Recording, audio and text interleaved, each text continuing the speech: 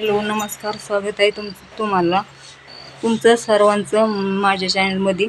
माझं नाव आहे निर्मला पठाडे. तर आता परत आज दुसऱ्या लग्नाला रेडी झाले आणि आता जायचंच आहे. ज्येष्ठ त्या दिवशी मुलाचं होतं इथल्या, आता मुलीचं आहे. तर ते पण मंगल कार्याला जावं लागते. तर चला मग. तर आजचा लूक माझा त्या दिवशी लूक दाखवायला आणि नंतर डोक्यातच नाही राहिलं कोणाला तरी कॅमेरामॅन बनवायला. तर आज बनवते कोणाला तरी, बघा पुढं. तर चला, लग्नात गेल्यानंतर पहिले सूट असते अक्षदाची तयारी. तर प्रत्येकाला वाटतं आपल्याजवळ अक्षदा पाहिजे, कारण नवरदेव नवरीची एंट्री होणारच असते लगेच, कारण आपणच लग्न लागायच्या वेळेतच हजर होत असतो. तर इथं नवरदेव नवरीची एंट्री सुरू झाली. तर छान अशी एंट्री झाली, वाजत गाजत. या दोन्हीकडून 2 सन्या वाजवणारे होते आणि खाली आता ते धुराचा प्रकार तर तो प्रत्येक लग्नात असतोच. छान, ते पण छान होतं. डेकोरेशन पण खूप छान होतं समोर पण. आणि त्या धुराने ना एवढं ते थंड होतं बरं का. मला म्हणजे मी प्रत्येक लग्नात पाहत तर होते, पण असं जवळ स्पर्श कधी झाला नव्हता त्याचा मला. गार आहे की गरम आहे असं कधी माहिती नव्हतं. पण ह्या लग्नाच्या वेळेस ना मी तिथं शेजारीच बसले असल्यामुळं ते सगळं वाफ ते जवळ अंगावरच येत होती ना, तर ती थंड असते बरं का मैत्रिणींनो. मला असं वाटायचं की थोडीशी गरम असं एवढ्या गरमटात असं वाटत होतं मला, पण ती थंड होती, कारण कधी ती जवळून असा स्पर्शच तिला झाला नव्हता. तर बघा, नवरी पण किती छान, किती क्यूट दिसतात नवरदेव नवरी दोघं पण. आणि किती म्हणजे त्या दिवशी माणूस ना कोणचीही नवरी कशीही असली तरी प्रत्येकाचं लक्ष नवरीकडेच असतं. पण नवरी खरंच खूप क्यूट दिसत होती. आणि नवरी म्हणल्यानंतर चिल्या पिल्या, मामाच्या मुली, मावशीच्या मुली, आत्याच्या मुली, सगळे चिलेपाले. बारकाल्या मुलींना हौस असते की मला नवरीसोबत जायचे स्टेजवर. तर भरपूर अशा कलवऱ्या स्टेजवर, काही मोठाल्या काही लहानाल्या. तर स्टेजवर उभा राहायला जागा राहत नाही, एवढी गर्दी असते त्या नवरी मागं. आता तरी हल्ली म्हणजे थोडंसं कमी झालं बरं का ताईंनो, कलवऱ्याचं पाठीमागं नवरी मागं फिरायचं. पहिलं तर ते लग्नाच्या आधी 2-3 दिवसापासूनच भरपूर कलवऱ्या अशा नवरीसोबत राहायच्या. आता शक्यतो कुणी नवरीसोबत एवढं राहत नाही. पण अजून कालबाह्य होत जाणार आहे थोड्या दिवसांनी. पण सध्या तरी आहेत. जवळपासच्या मामाच्या मावशीच्या मुली, असं चुलत बहिणी म्हणा छोट्या असले की त्या नवरीसोबत असतातच. तर इथं स्टेजवर नवरदेव नवरी गेले आणि लगेच इथं लग्नाची तयारी. तर लग्न लागल्याच्या नंतर आपली जुनी परंपरा आलेली, पहिले कन्यादान ओतणे हे ते सगळे विधी देवबाप्पाच्या हाताने हे केलेले असते, साजरे केलेले असतात. तर इथं पहिले आईवडील बसलेले असतात आणि मी नेमकं काय झालं ना, मी पाठीमागं बसले होते. तर पाठीमागूनच घेतलं मी, कारण पुढं जायचं मला कंटाळा आला. नंतर हे चुलता चुलती म्हणजे सगळे असे मामा मामी, चुलते, आईवडील सगळे कन्यादान ओतते. तोपर्यंत त्यांनी जेवण करायचं नसतं. कन्यादान ओतल्याच्या नंतरच त्यांना जेवायचं असतं. तर इथं बघा, सगळ्यांचे कन्यादान ओतून झाले, म्हणजे मामा मामी इथे शेवटी कन्यादान ओततात. तर नवरीला मधीच आला तिच्या मेव्हण्याचा फोन, म्हणजे चुलत बहीणच लग्नाला आली. तिचे मिस्टर नव्हते, हे उभा राहिली ना, तिचे मिस्टर नव्हते आलेले, बहुतेक त्यांचाच फोन होता. तर ते बोलत होती नवरी पण त्यांच्यासोबत आणि इकडं बामणाचा विधी चालूच होता. बामणाचा विधी चालू असतानाच फोटोग्राफरची एकच घाई असते की फोटो काढायचा, अशी पोज द्या, तशी पोज द्या, असं करा, हात जोडा, हे करा. त्यांचे पण काम चालूच असते. तर इथं मामा मामी कन्यादान ओततात. कन्यादान हे खूप मोठं पुण्य भाग्य आहे बरं का. कन्यादान ओतायला ज्याला चान्स येतो ना, ते खरंच भाग्यवान म्हणायचं. कारण भाषेचं कन्यादान म्हणा, मुलीचं म्हणा, कन्यादान केलेलं सगळ्यात मोठं पुण्य असं मानलं जातं शास्त्रानुसार बी. आणि कन्यादान हे केलंच पाहिजे प्रत्येकाने.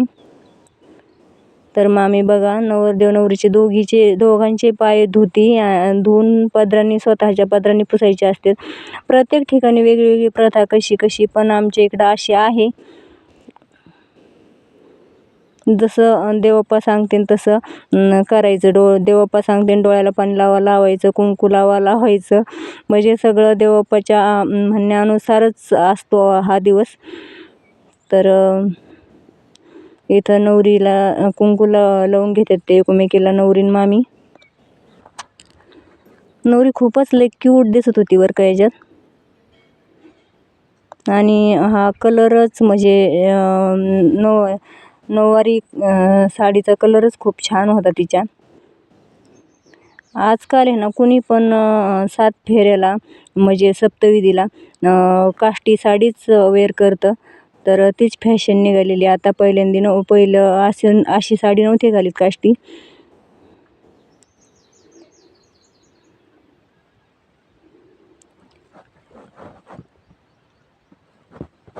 देवबाप्पाचं ऐकायचं, फोटोवाल्यांचं ऐकायचं. फोटोवाले बी लगे मध्येच म्हणते इकडं बघा, असं करा तसं करा. तर त्यांचं पण थोडंफार बघायचं, ऐकायचं.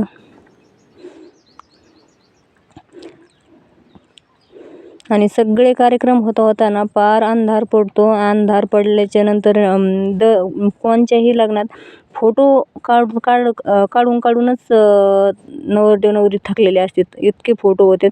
हे विधी तर थोडे असते, छोटे असतात, पण फोटोज जास्त असतात. आणि त्याच्यामुळं त्याच्यातच वेळ जातो. आणि नवरीला वाट्या लावायला दिवसच मावतो. कोणत्याही लग्नात आता तेच जास्त आहे, कारण फोटोचीच हे निघली, प्रथा निघली, शूटिंग. पण असं असतं की परत हा दिवस येत नाही. ह्या आठवणी आपण अल्बममध्ये, कॅसेटमध्ये याच्यातच कैद करून ठेवतो बघायला. कारण ज्या दिवशी हा दिवस असतो त्या दिवशी स्वतः माणूस काही एन्जॉय करीत नसतं. नंतर बघितल्यावर असं वाटतं, अरे हे आपण असं नाही केलं, ते तसं नाही केलं, हे इथं नको असं, ते तसं पाहिजे होतं. हे नंतर पाहिल्यावर कळतं. पण त्यावेळेस माणसाला काही सुचत नाही कोणालाच. तर आता सप्तविधीची तयारी.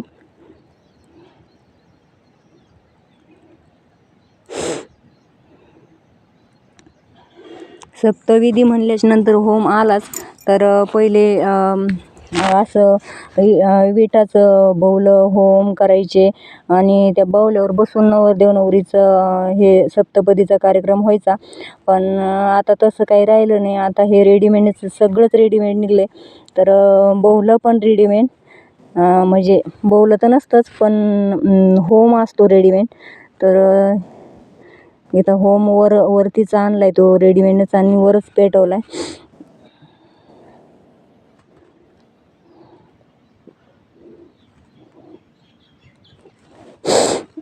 एका दिवसासाठी किती तयारी करावं लागते.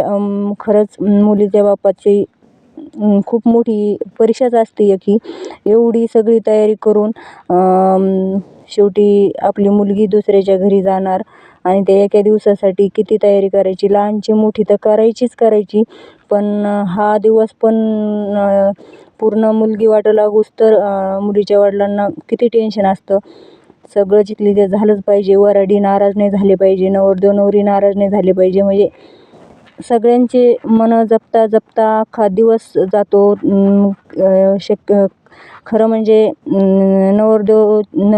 नवरदेवाच्या नाही, पण नवरीच्या आईवडिलांना जेवायला भेटत नसतं त्या दिवशी. ते जेवलेले असतात का नसतात असं, म्हणजे शक्यतो कधी वेळ भेटतो नवरीच्या आईवडिलांना जेवायला. नाही तर मुलगी वाटायला तर त्यांना जेवायची सुद्धा अपेक्षा नसते. त्यांना सगळ्याची नुसती बराबरीच करायची असती. सगळे खुश, पाहुणे रावळे, वरड मंडळी.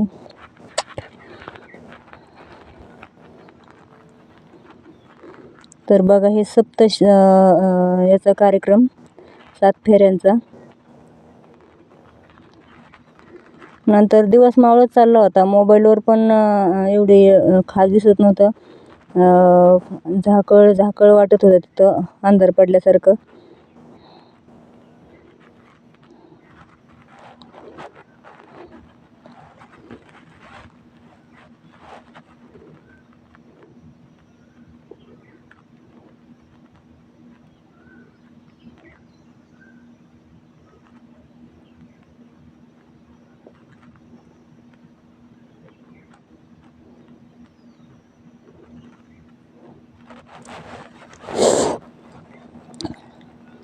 म्हणतात ना, ह्या 7 फेऱ्यात 7 वचनं असतात. 4 नवरदेवाने द्यायचे असतात आणि नंतर नवरी पुढं होती पुढं आणि नवरदेव मागं. नवरीने 3 वचन द्यायचे असतात. तर तसं जर विचार केला ना, तर खरं म्हणजे वचनाला स्त्रिया जास्त जागतात. कारण पुरुष शक्यतो कदाचित असे आहेत की ते 7 वचन निभवतात. पण मुलीला ते शक्यतो निभावावंच लागत आहेत. नाही जे वचन तिने घेतलेले नसते ते सुद्धा निभावावंच लागत आहेत.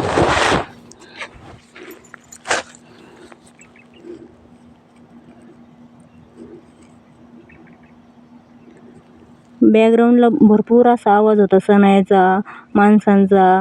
आता लग्न म्हणलं तिथं किलबिलाट राहणारच, तर त्याच्यामुळं मी पूर्ण म्यूट केले. थोडं हे केले, फक्त टाकले. नाहीतर शक्यतो म्यूटच करून टाकलाय.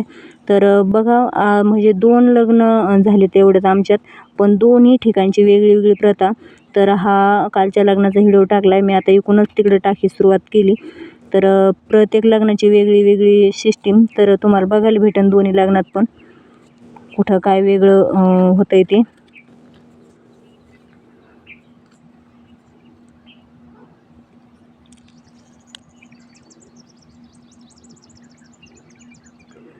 तर इथं तांदूळ हातात घेऊन का मुरमुरे असतात काय माहिती, मी शक्यतो जवळून बघितलं नाही.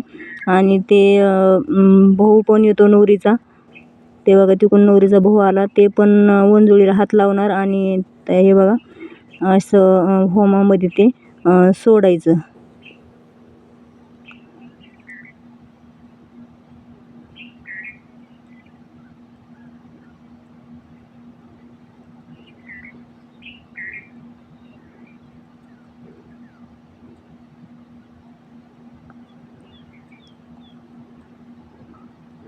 देवबाप्पा सांगायला आणि बाकीचे माणसं तशी प्रोसेस करायला.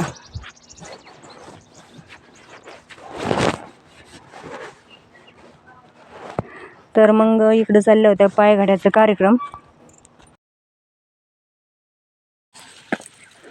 मग तवर इकडं बायांची लगेच दुसरा विधी हे करायची प्रोसेस.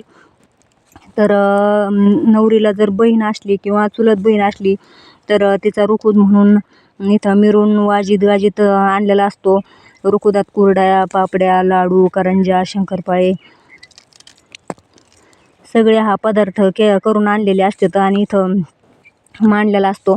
तर हा आलाय नवरीच्या बहिणीचा रुकूद आणि त्याच्यावर मग नवरदेव ज्याला रुकूद आहे त्यांनी साडी टाकायची त्याच्यावर आणि तो रुकूद मग त्या पोरीने न्यायचा. तर हा नवरीच्या चुलत बहिणीचा रुकूद, तिला सख्खी बहीण नव्हती पण त्यांनी चुलत बहिणीचा रुकूद भरला. तर त्यांचा वाजीत गाजीत आणून मांडला होता इथं मंडपात. नंतर परत नवरीचा रुकूद आणताना मग परत नवरीकडचे सगळे नवरदेव नवरी सगळे असे पायघड्या म्हणजे साड्या टाकायच्या आथरायच्या पुढं आणि सगळे वराडी मंडळी त्याच्यावरून चालत, म्हणजे बाया सगळ्या त्याच्यावरून चालत येणार. वराडातल्या वरमाया, नंदा बिंदा सगळ्या त्याच्यावरून चलत येणार. तर इथं बघा रुकूड टेकला की येणीची चाष्टा. एकोमेकीच्या डोक्यात कुरड्या फोडणार, नणंद भावजा येईनी एकोमेकीच्या डोक्यात कुरड्या फोडणार. तर त्या रुकुदातल्या निम्म्या अर्ध्या कुरड्या ना तर डोक्यात फोडण्यातच जातात. सगळा याचा धिंगाणाच चालतो कुरड्याचा.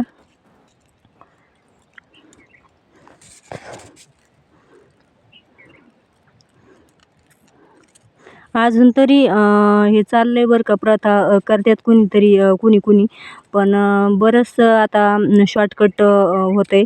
बरंच काही आज म्हणजे याच्यात कालबाह्य होत गेले. पण थोडंफार का होईना आता सध्या करते. तर अजून इथून पुढं तर हे होईल का नाही माहीत नाही. कारण पुढच्या पिढीला हे माहीत राहतं काही नाही, रुकूद आणावं लागतो, रुकूद द्यावा लागतो, असं काही माहीत असतं का नाही काय माहिती. तर हे बघा आला आता नवरीकडचा रुकूद. तर याच्यात नवरदेव नवरी, नवरदेवाच्या चुलत्या, काक्या, माम्या, मावश्या, बहिणी सगळ्या त्याच्यात पाठीमागं चलत येणार आणि नवरीकडचे पुढं पायघड्या टाकीत चालणार. तर आता यांचा रुखुद वाजीत आणला.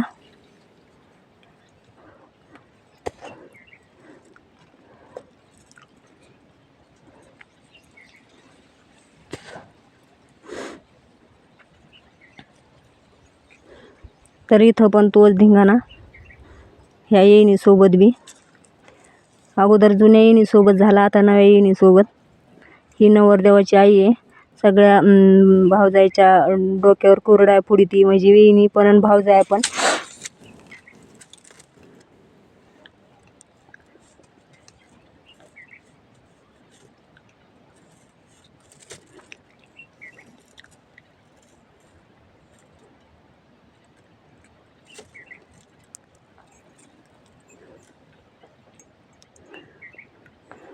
फोटोग्राफरची प्रत्येक ठिकाणी घाई असती का प्रत्येकाला वाटतं इथे एक फोटो घ्या, तिथे एक फोटो घ्या.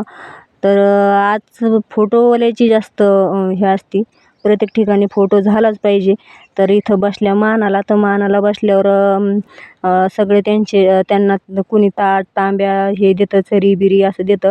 पण इथं डबे घेतलेले होते. एक साडी, ते सगळं लाडू करंज्याचं त्याचे पाकिटं भरलेले.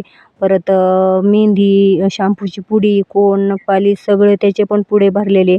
आणि हे डबे घेतले होते 3 ताळी यांनी मानाला. कारण आता वेगळं वेगळं घेतं कोणी काही काही. कारण म्हणते ताटं उच्चाऱ्या ते भरपूर लय झालेत आता. तेच ती प्रथा नको आहे आता.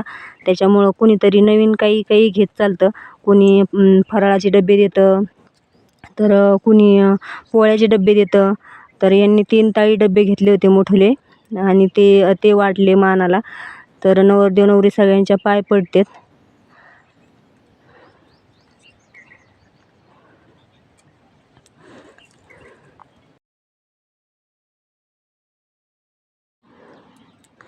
आणि नवरीच्या बहिणीची नवरदेवाच्या बहिणीची लगबग असते की मानाला आता सुनमुख बघायला वेळ नव्हता, म्हणून सुनमुखाला काही सगळ्या बसलेल्या नव्हत्या. तर इथं सगळ्यांना पावडरनी त्यांनी तोंड भरून टाकले वरमायाचे नवरीकडच्यानी. आणि नवरदेवाच्या बहिणीचे चालले होती वही घेऊन टिपवायचं काम लगेच. कारण सुनमुखाला जे जे पैसे द्यायचे, कोणी काही आणतं. आता शक्यतो पैसे देतात. तर हे बघा निघायच्या वेळेची तयारी. शेवटी फक्त जी नवरदेवाची आई असते ना, तिला सुनमुख बघायला लावलं आणि इथं लगेच निघायची तयारी केली.